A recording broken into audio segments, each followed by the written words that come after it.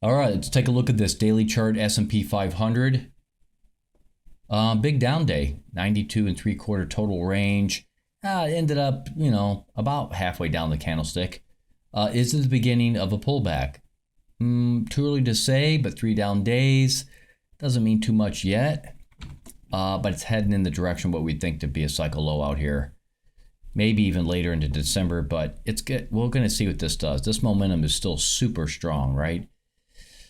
It's going to have to cross over. It looks like it's trying to do that now and like really start taking a dive and gapping like that, right? We're going to have to see something like that for it to really... It can't come down and do one of these deals and then turn and go back up, because if it does, that's just bullish. So we don't really have enough information quite yet to know if this is the pullback, but it could be the beginning of a pullback. Told my members today that if we get below 56.69 on the December contracts, that would be meaningful. So really you're talking about down here. Tell you what, I'll put a line there because what the heck, I got nothing better going on right now. Oh, somebody's hitting me up with a message. Yeah, okay, that's great. Go away. Right here, basically. Okay, 69. See if we can hit it right about there. Okay, so if we get below that, I'll turn this into yellow belly. Let's see. Let's extend it out a little bit more. Okay, that went well. That went well. Try it again. Okay.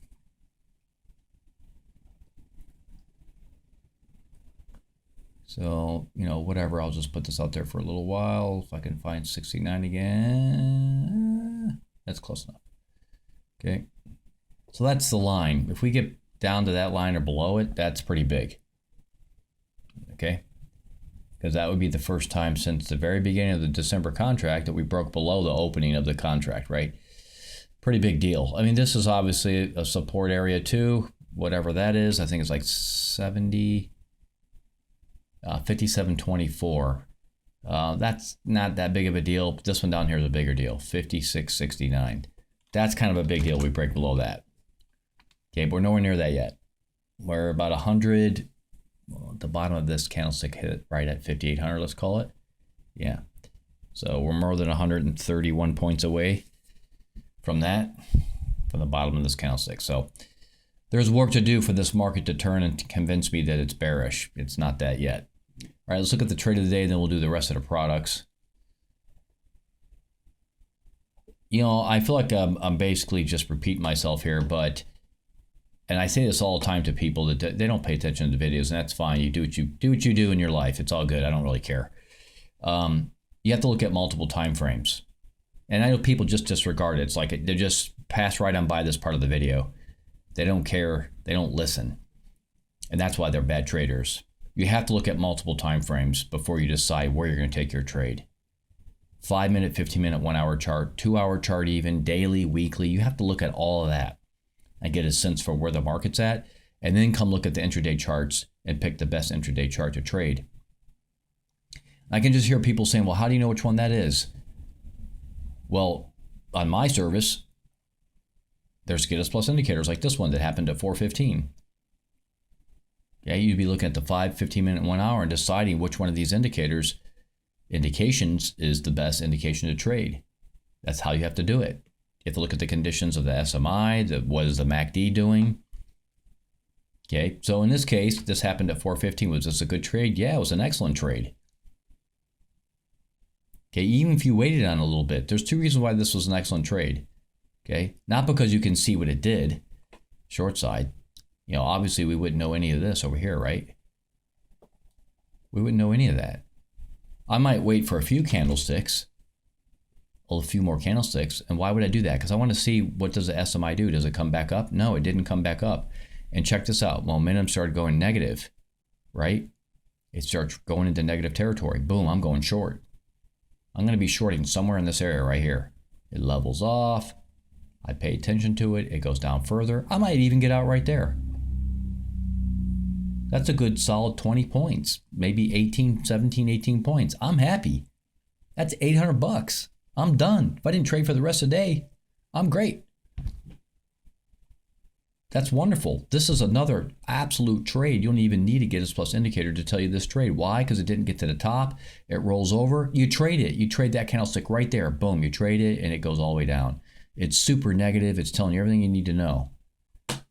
Okay, you don't even need another indicator to tell you to trade that one, because that right there tells you to trade it short. Yeah, I know people don't listen to this. They don't really listen to it. They hear it, but they don't listen. There's a difference. You have to take notes, right? I talk about this all the time. The SMI comes up, doesn't get to the top of the line, begins to roll over. Trade it. Trade the heck out of that. Okay, happened over here too. Same thing when you're talking about a very bullish occurrence. This comes down, only comes down halfway and goes back up. You would trade this long right here as it's coming out of it. You'd go, oh my gosh, that's a bullish occurrence, especially if you see the MACD begin to roll over and go positive, or is positive. In this case, it's not. I'm just giving an example of how you would trade either short or long. Okay, it could be that this Gibbs Plus indicator said, hey, it thinks there's a trade there, and then the conditions on the rest of the indicators are not that good. Don't trade it.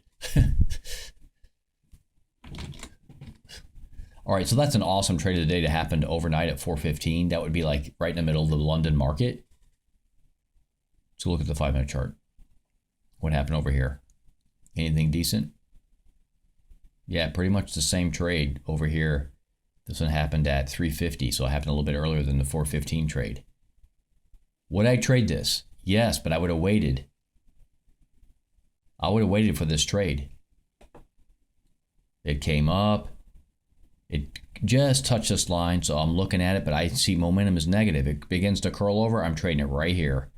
So that puts me about right in this area. I would have taken a short right there. And then it comes down, all the way down into here. Not a huge difference, okay? Probably 81 down to about maybe 4 or 5 points. Guess what? $250. I might even close the position. $250. I'm not complaining. Take it. This is a big problem with people, how they don't know how to take profit. They have some number in their mind about how they have to reach this certain magic profit number. Maybe it's 100, maybe it's 1,000, whatever it is. Stupid. If you're doing that, you're a bad trader. I have to get to this certain dollar value. Nope. Horrible way to trade. You don't have to get to any dollar value. You are entering in excellent positions based on the market conditions.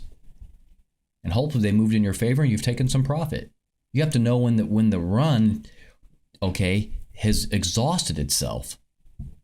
You have to know that. This has exhausted itself if you short it up here. Now, it could go lower, which it did. But if you want to be super smart about this, and you may have to take on a few commissions, but so what? You make your 250 here, you wait, you see momentum is still negative, you wait for it to roll over, as it begins to roll over here, you take another short. You take it like right in here. It's kind of chucking around, eventually gives it up, somewhere right in there. There's your other time to get out. So once again, you ran from about maybe 58, 78 down to, what is this? 69. That's like 8 or 9 points. Guess what? That's like $350, maybe $400. Now you're up to almost $1,000 worth of money, maybe $700, $800 just in this time frame because you got in and out of the trades at the right time. Okay, but you know what? Don't listen to me. Yeah, don't listen to me. I don't care. It doesn't offend me. I don't really care. I just put this out to help people try to be profitable. And then I get people on YouTube telling me that, some strange thing that they don't understand the service. Because they're probably not a member. Maybe they are, maybe not. I don't know. It's hard to tell. Some people on YouTube's names are different than people on Discord. Handles are not necessarily the same. They might be a member, they might not. They don't understand the service because they haven't taken the time to either ask or really listen to the videos. They're not taking notes. They're just, they're just like quickly on their little smartphones zipping through the video. It's kind of typical human behavior. Don't pay attention, don't take notes. Well, don't expect to do anything great if you're not paying attention and you're not willing to put time into it. So 2 great trades of the day. That's how I would have, especially as a new A person that's new to the idea of being profitable. Yeah, that's right. I said it because most people are not profitable. And most people watching this video are probably not profitable. The idea of taking profits and letting or taking a position, let the position run its course, and then knowing when to exit. This is an art form, and most people stink at it. But I just explained it right here in this video. What would I do? I'd go back, rewind this video, pause it, go through, make the notes, look exactly at the end, what I talked about, how I would have entered an exit, and that's how I would be trading in the near future to extract some money out of the market. You don't have to make $100,000 or $1 million to be a successful trader. $200, $100, $50, $300, $400. This is great money. So do it. All right. That's it for the trades of the day. I'm going to move on to the other products. Let's look at the Dow Jones Transportation. Back to daily charts here. So I'm pretty sure I just wasted my time talking to people about how to trade per usual. Yeah, Dow Jones Transportation, 1, 2, 3, 4. Yeah, what is this? 4 days down, 5 days down. Yep, 5 days down. You had some green days sprinkled in, but basically the trend is downward, heading towards October 27th, November 4th. Okay, we're heading right towards the election. No big pullback going on yet, just kind of a very small little correction here. Nothing big going on here. I can't say right now that there's anything in the indices that are telling me that a big pullback we're in the middle of a big pullback. Hasn't happened yet. Could happen. Could happen. Today was very interesting in the S&P 500, so we may be seeing the beginnings of that. We're going to look at gold in a little while. Gold also took a pretty big dump today. Okay, let's go to the Russell 2000. Yep. 1, 2, 3, 4, 5 days down. Okay. But, hasn't gotten below this, hasn't gotten below that. These would be significant price points. Support. Yeah, support. We'll be looking to see if it breaks through support right there, right? On the Russell 2000, it's like 2165. This one's right around 2054. So, a few days pullback doesn't mean a whole lot. It's got to break through support to mean something. All right, let's look at the NASDAQ.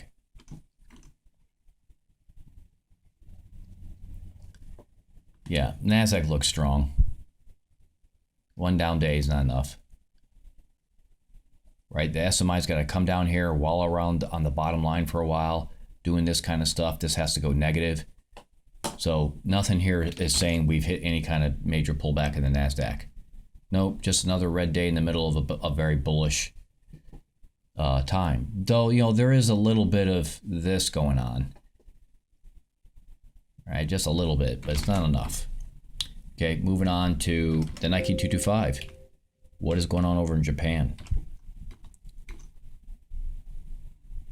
Yeah, same thing here. 1, 2, 5, 6, 7, basically 7 days in a row of a downward trend going on here. See, this looks a little bit weaker. The Nikkei 225 looks weaker. Price-wise, it's not really that big of a deal yet. But again, it's going to have to really break down below this, okay? Sorry, that's not the right place. It has to break below this right here. 35105, we'll call it. It's nowhere near that. But this has that look. It could come down here and sit down in here for a while. If it does that, and this breaks below and goes negative, then we might get one of these scenarios. So far, we may be like right in here, right? It may be like what we're seeing is like this kind of thing right here. That's where we're at. Kind of like that. Okay? And then this is going to happen. So that has that look. Then again, it could just be something like that. But if these cycles hold true, which there's no guarantee they will, that could be where that's at, and it's headed. The Nikkei 225, like I said, looks a little bit weaker. It looks like it's ready to have a serious price decline. Okay, Japanese yen. Still no bottom. See, this is what I'm talking about. Look at this SMI down here. Got below it, like it failed. See how it failed here? You can apply this again, once again, to the daily charts, the intraday charts, to the 5-minute, 15-minute, and 1-hour charts. Okay, on the Get Us Plus indicator. You can use this. Same thing I'm talking about right here. You can see it didn't make its way up, right? It failed halfway up. It gave it up, and now look at it. It's below this line. Whether it's below it or chopping on it, it's all approximately the same. Huge negative momentum here. Massive negative momentum. You got the Nile River going on here. The thing is huge. Right? No bottom in sight. This thing just keeps failing. That's the kind of stuff we'd be looking for in the indices. We don't have that. It's got to do that. That makes sense, everybody?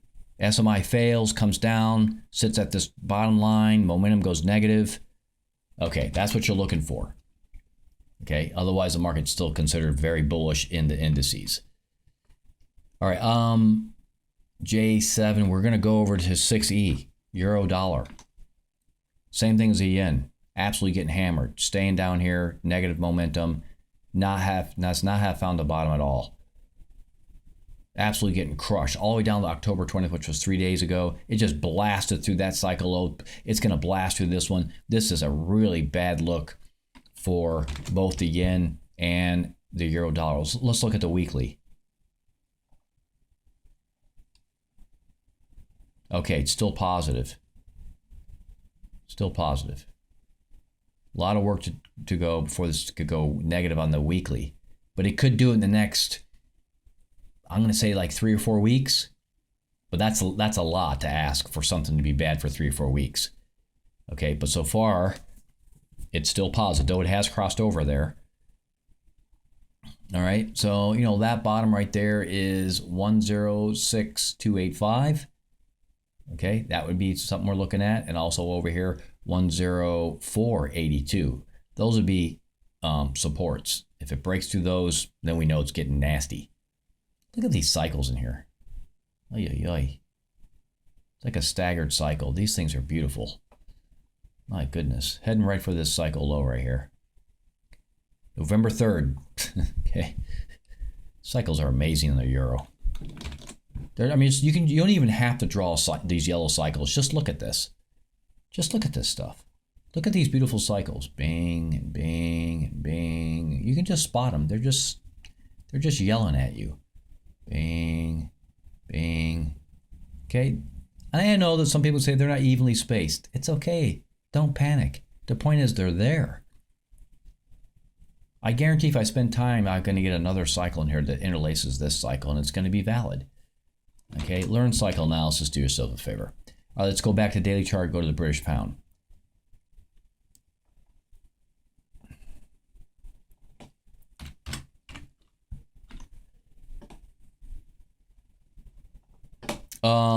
It's just as bad. This is officially bad. Look at this. Couldn't do anything, failing. Oh, huge. Gosh, absolutely horrible. Getting crushed. Where's this headed? November 14th, November 17th. Okay. We'll just put it over here. Call it November 14th. Close enough. Change it to green's okay, I guess. Yellow's probably better. We'll just keep it there. Doesn't matter. It's good enough. It's within a day or two. Okay, there you go. November 14th, November 17th. Split the difference, whatever. We're right in the ballpark there. We're not going to sweat it. Yeah, this is not a good look. You can tell it had this cycle low right here. See, it kind of just like wanted to do this, but didn't, failed. That's bad. Okay, bad. Look at these beautiful cycles.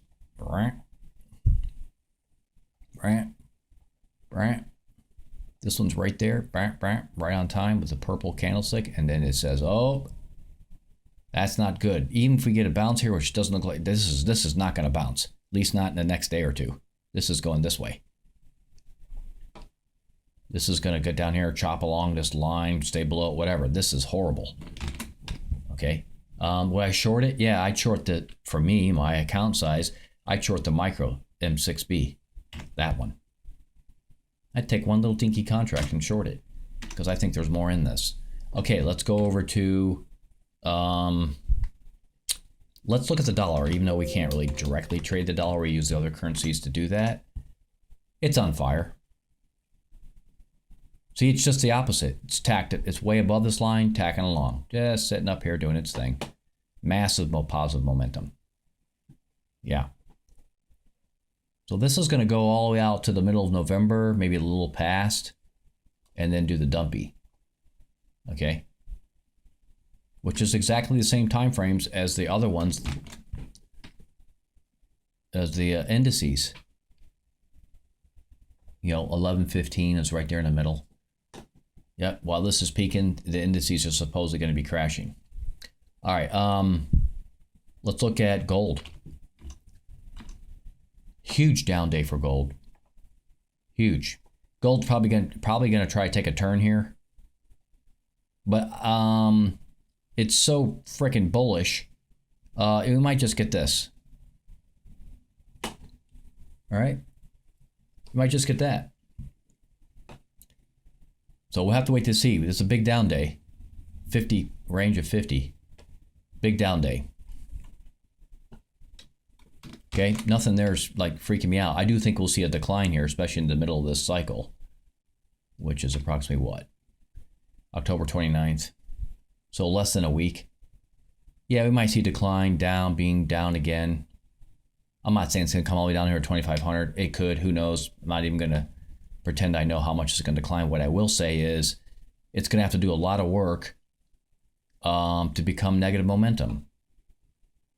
It's been positive since July. Lots of work. Considering the state of affairs of the economy,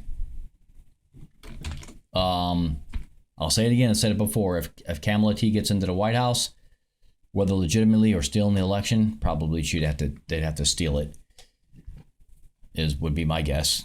And I'm pretty sure there'll be election fraud here in November.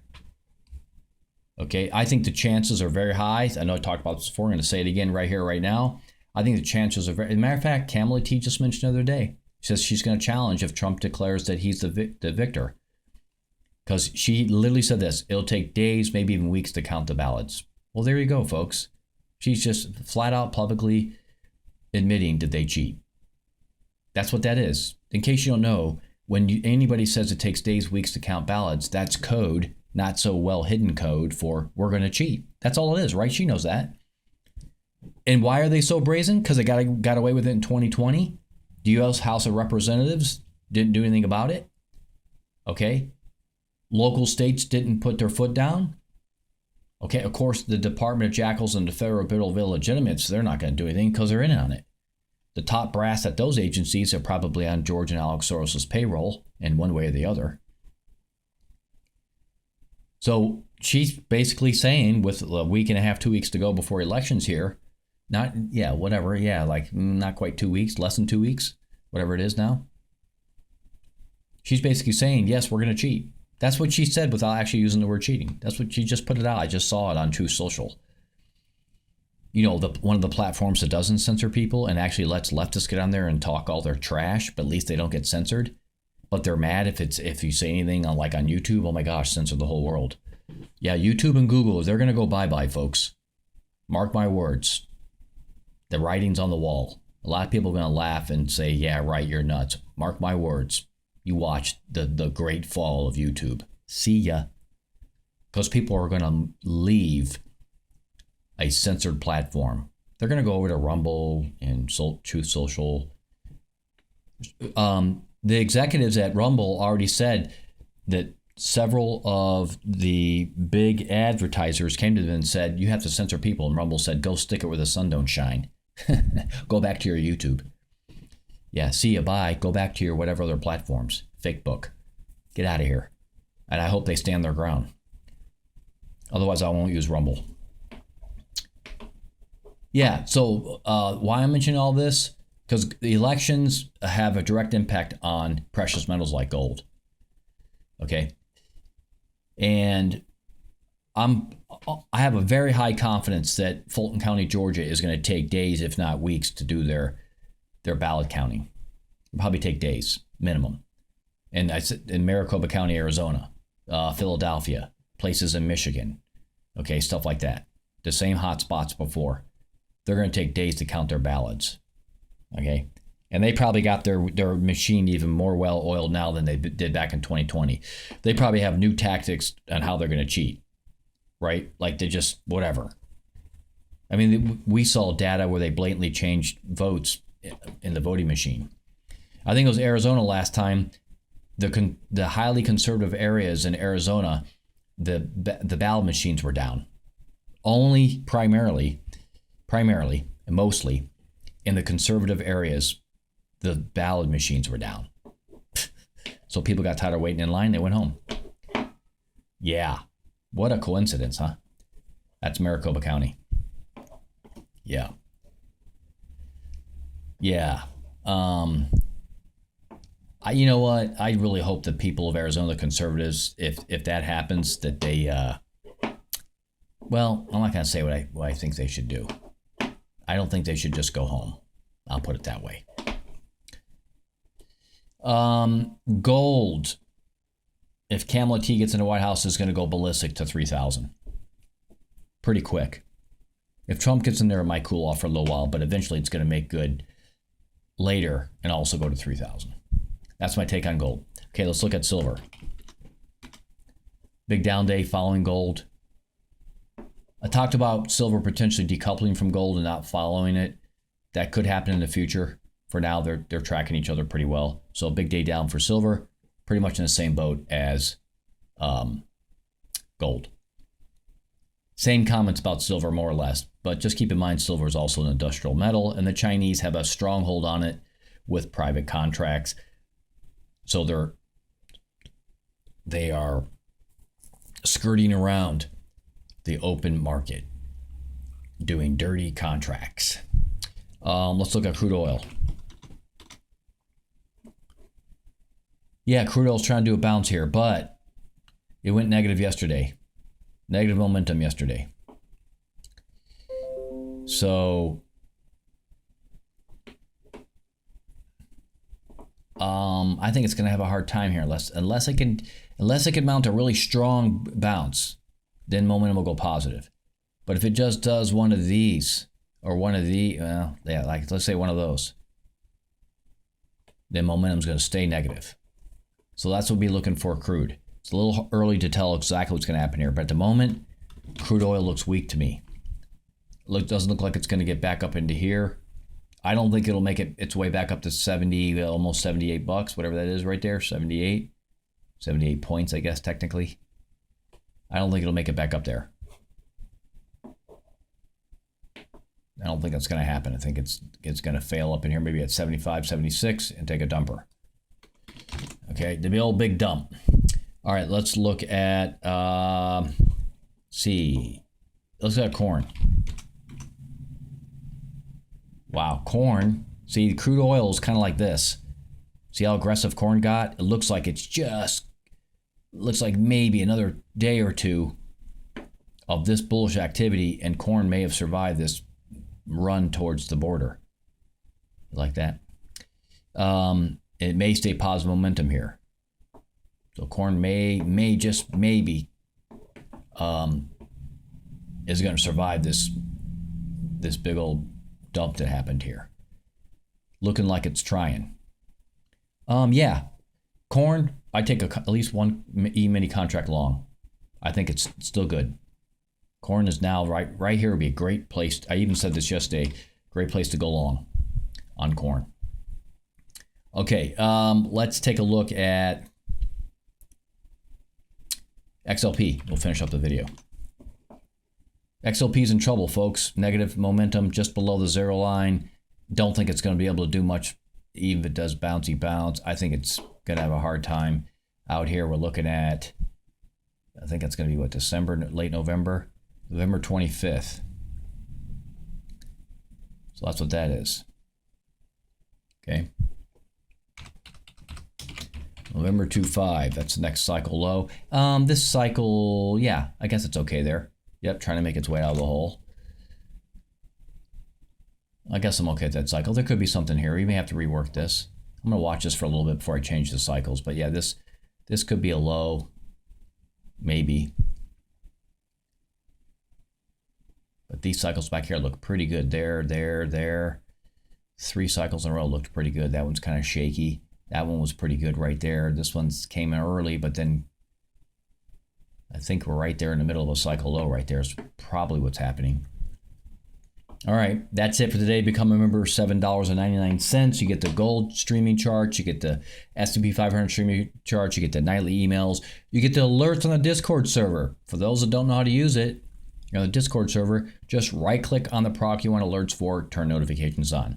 That is it. Talk to you all real soon again next time.